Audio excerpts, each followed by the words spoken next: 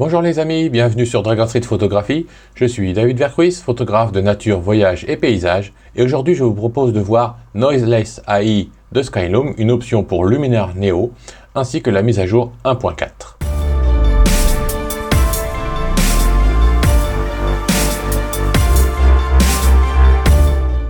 Tout d'abord, je vous invite à visiter mon site sur www.dragonstreetphotography.net sur lequel vous allez trouver mes formations en One Photo et Capture One, ainsi que les derniers articles sur Luminar Neo, Capture One en One Photo ou Photoshop.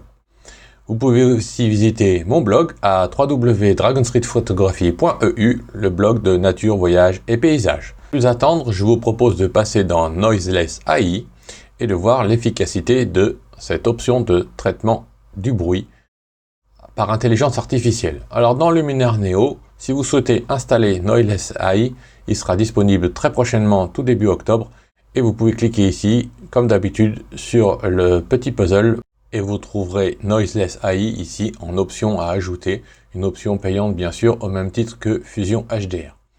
Voyons ce qu'a Noiseless AI dans le ventre.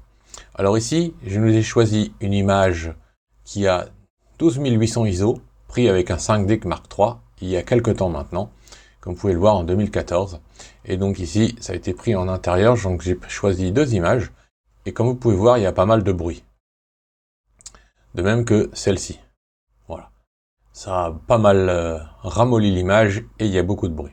Nous allons voir donc Sky Noiseless AI dans le ventre. Pour ce faire, nous allons aller dans Édition, et maintenant ici, vous allez voir l'extension ici, sans bruit.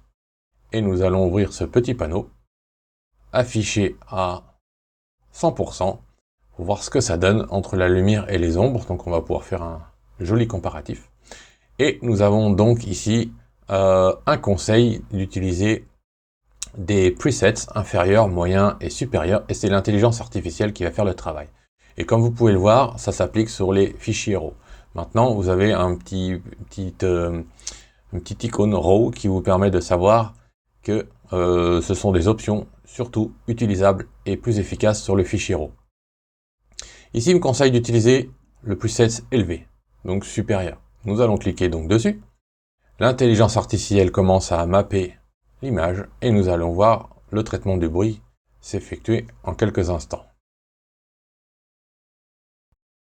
Voilà, Luminar Noiseless AI a fini de faire son traitement, et comme vous pouvez le voir, on a avant-après.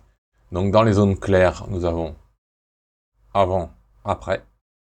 Donc la correction a plutôt été relativement efficace. Et dans les ombres, comme vous pouvez le voir aussi, c'est relativement efficace. Donc c'est assez correct. Si on revient surtout en dézoomé, c'est plutôt pas mal. Une jolie récupération. Ici, donc, nous avons deux corrections inférieures. Par exemple, si je clique sur inférieur, on va voir, ça va être probablement bien moins corrigé. Et là, donc, on voit qu'il nous reste beaucoup plus de bruit. Donc, on va retourner à la version supérieure qui paraissait efficace sans perdre trop de qualité d'image, puisqu'on n'a pas trop de ramollissement, ce qui est pas trop mal. Et on a une correction du bruit, je dirais, qui n'est pas trop puissante pour pas trop lisser. C'est assez équilibré. Et sous ces presets relativement efficaces, nous avons des curseurs pour appliquer des corrections manuellement. Donc globalement, par expérience, jusque-là dans mes essais, les presets sont plutôt relativement efficaces. Mais si on souhaite un peu moins lisser et remettre un petit peu de bruit pour utiliser le bruit sous forme de grains selon la destination de l'image, ou si on souhaite l'augmenter parce que ça ne nous dérange pas de lisser un petit peu l'image, eh bien on va pouvoir jouer sur ces curseurs. Ici, comme vous pouvez le voir, on a différentes formes de bruit. Ici, on a du bruit, ce qu'on appelle le bruit de luminosité, et on a aussi le bruit chromatique. Le bruit chromatique, ce sont ces patchs de couleurs, un petit peu mal identifiés à l'origine, qui sont corrigés par l'intelligence artificielle. Donc, nous pouvons augmenter le traitement du bruit de luminance, ou le réduire si on trouve que c'est trop lisse, par exemple. De même pour le bruit chromatique. Donc, par exemple, si je supprime complètement le bruit chromatique, vous pouvez voir ces fameux patchs de couleurs réapparaître un petit peu partout. Donc si je les augmente vers 25, Voilà, il est beaucoup mieux, mais il y a encore des traces, surtout dans les ombres. Même dans des petits coins ici, là, c'est pas très joli. Et si je le remets à 50, voilà, c'est quasiment complètement disparu. Et on n'a plus trop de traces disgracieuses, peut-être encore un petit peu à certains endroits, mais c'est aussi les ombres, donc on pourrait éventuellement augmenter un petit peu si on le souhaite. Voilà. En général, la réduction de bruit chromatique, les algorithmes font pas trop de dégâts. Comparé au traitement du bruit de luminosité, qui, plus on a tendance à l'augmenter, plus a tendance à lisser l'image. Voilà. Donc les traitements du bruit est efficace, mais on commence à avoir une image qui est très ramollie par rapport à quand je suis à 0, où on récupère des arêtes et des bordures un petit peu plus nettes. Donc comme vous pouvez le voir là, il n'y a que le traitement du bruit chromatique, et là il n'y a plus de traitement du bruit de luminance. Donc on a un peu de bruit qui remonte par rapport à avant. On n'a plus le bruit de couleur, mais on a du bruit de luminance. Si j'augmente petit à petit à 50%, voilà. On voit que là, ça se lisse tout doucement quand j'augmente. Voilà, c'est plus lisse, c'est moins granuleux. Donc le juste équilibre par l'intelligence artificielle, c'était à 50. Ici, le bruit de chromatique, je peux le mettre un petit peu plus haut si je le souhaite, ça fait pas trop de dégâts. Maintenant, comme vous pouvez le voir, le traitement du bruit peut lisser un peu l'image, donc il faudrait contrecarrer ce lissage pour redonner un petit peu de netteté. Alors tout dépend de ce que l'on souhaite de voir le plus net dans l'image. Ici, le fond du couloir, c'est pas plus gênant que cela. Par contre, si on souhaite voir l'architecture, on peut regarder un petit peu pour augmenter les détails. J'ai pas besoin de vraiment de détails puisque j'ai beaucoup d'aplats ici. Si j'avais été sur des feuilles, des forêts, des fleurs, je ne dis pas, peut-être que j'aurais plus augmenté les détails.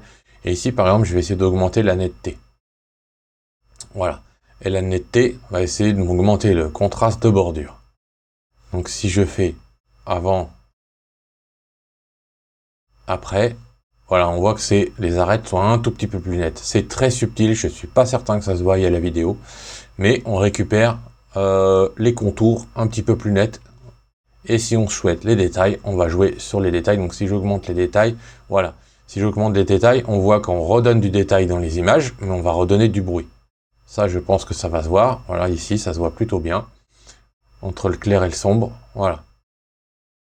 Donc bien sûr, on redonne de la texture, mais on perd un petit peu la correction du bruit. Donc, pour résumer, et comme dans tous les logiciels, on a l'utilisation de l'intelligence artificielle, mais on va pouvoir prendre la main en gérant l'application de cette intelligence artificielle, en jonglant entre le traitement du bruit, de luminosité et de chrominance, avec la récupération des détails et de netteté.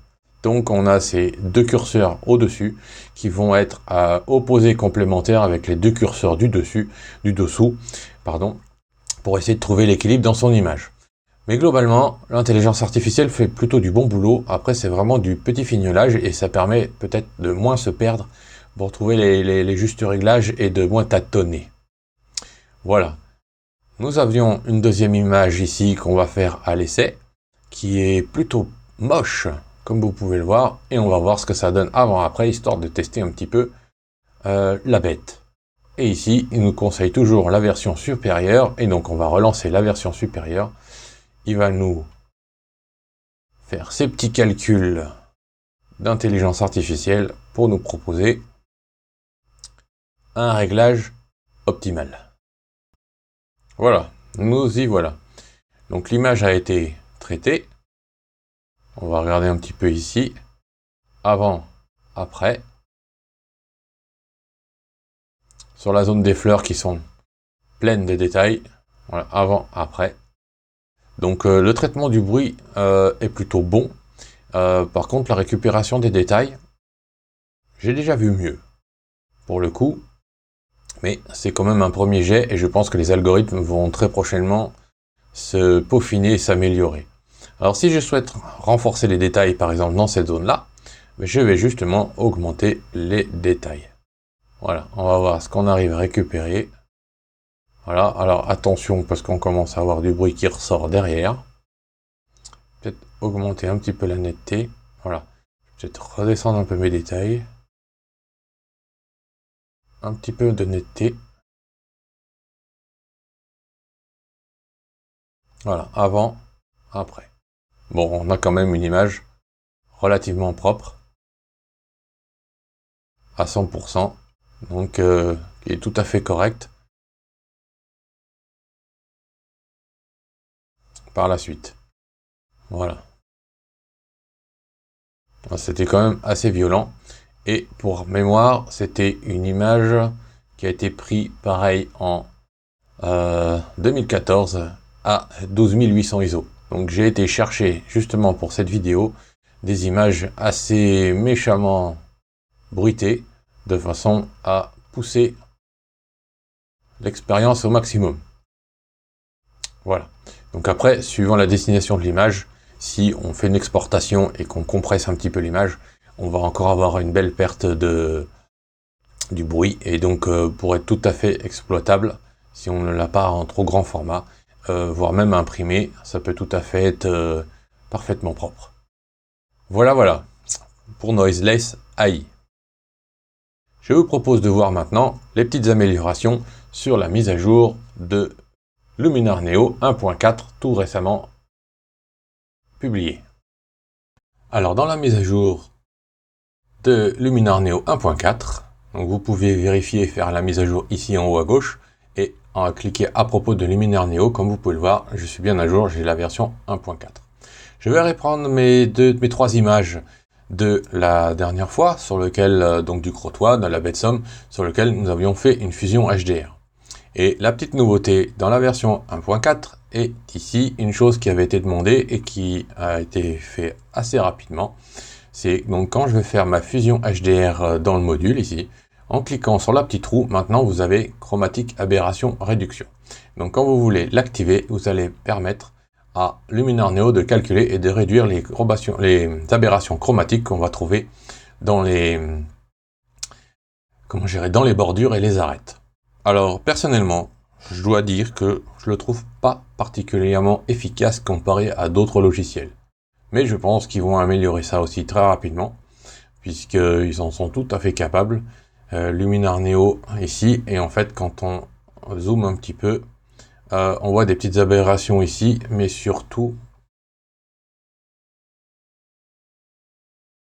voilà, on en retrouve un petit peu ici. Alors c'est pas énorme, mais on retrouve les petites franges violettes et les petites franges vertes ici, en bordure. Bon, c'est pas plus méchant que ça, mais je trouve qu'il y a des logiciels qui font mieux. Mais donc sachez que maintenant, dans cette nouvelle version, nous avons cette option supplémentaire qui a été rajoutée et qui va très probablement s'améliorer. Maintenant, une petite chose à préciser, c'est quand ici, par exemple, vous êtes dans l'image RAW et que vous voyez les arêtes des aberrations chromatiques, pensez à utiliser ici dans développement RAW, vous avez un optique, voilà. Dans la correction optique, quand vous avez un fichier RAW, donc vous avez maintenant les petits icônes RAW, vous avez ici correction des aberrations chromatiques, pardon. Et je vous invite à regarder ici donc l'efficacité de l'aberration chromatique. Voilà, eh bien, on voit avant-après. Alors ici, ça a complètement disparu. Si on regarde bien, on voit encore une toute petite frange de couleur, mais on est quand même pas loin d'une très belle correction. Donc, par exemple, ça va encore pas les corrections de Capture One ou DxO ou Lightroom, mais on s'y rapproche. Donc, ça ne va pas tarder. Voilà. Ça, c'était la nouveauté 1.4 et nous avons aussi tant attendu Clone Stamp. Donc, c'était l'outil de clonage et de correction. Donc, nous voici sur la plage d'Étretat. Et donc dans le module édition, nous avons tout en bas dans la zone professionnelle maintenant cloné. Et ici, nous avons le tampon de clonage sur lequel nous avons trois tirettes, trois curseurs pour traiter la taille de ce qu'on souhaite cloner, adoucir le pinceau, donc avec des bords doux ou pas du tout, et ici l'opacité ou l'intensité. Donc par exemple ici, si je souhaite éliminer des petites choses, je vais éliminer, donc je vais zoomer à 50%, voire 100%. Voilà. Et en fait, je vais par exemple éliminer, donc il faut d'abord que j'utilise la touche Alt par exemple pour sélectionner une source, voilà. Et ensuite, donc ça c'est ma source, et ici, je vais cloner ce qu'il y a sur ma source pour effacer l'objet. Voilà, un tout petit peu ici, je peux réduire un petit peu la taille de mon pinceau, hop, voilà. Et comme vous pouvez voir, elle est relativement efficace et rapide. Ça, j'apprécie beaucoup. Parce que parfois, ça prend beaucoup de ressources et ça fatigue l'ordinateur et ça rame et ça rame et ça rame. Oups. Donc là, je reprends avec ma touche Alt une nouvelle source. Voilà. Voilà.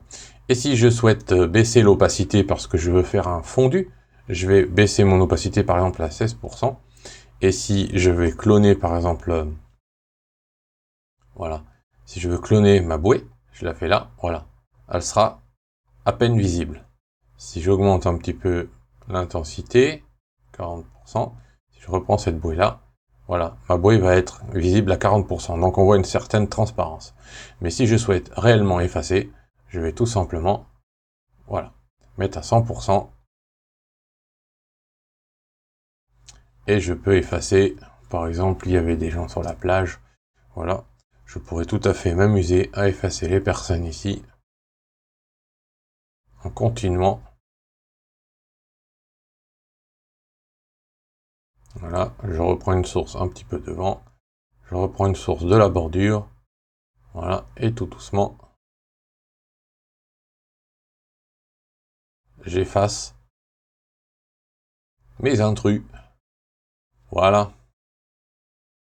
Oups. Avant, après. Alors je vais revenir à adapter l'écran, voilà.